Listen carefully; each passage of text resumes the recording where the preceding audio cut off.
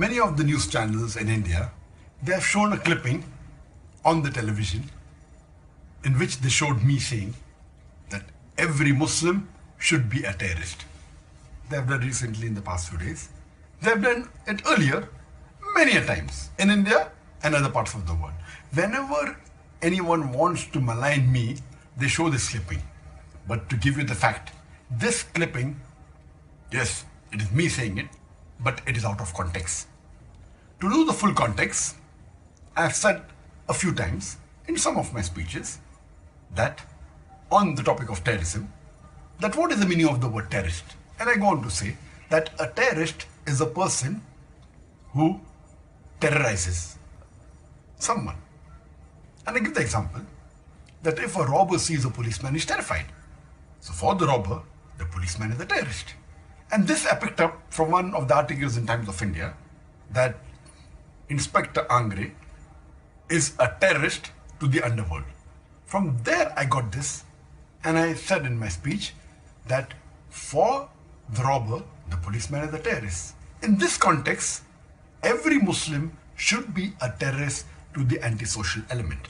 Whenever a robber, whenever a rapist, whenever a criminal sees a Muslim, he should be terrified. And every Muslim should be a terrorist to the antisocial element. But I went on further to say that commonly the word terrorist means a person who terrorizes an innocent human being.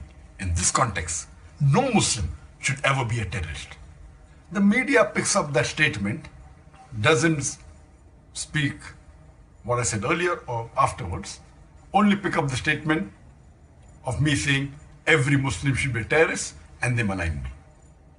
Even some of the newspapers, they gave the earlier context, but did not give in the ending where I said that commonly a terrorist means a person who terrorizes an innocent human being. And in this context, no Muslim should be a terrorist.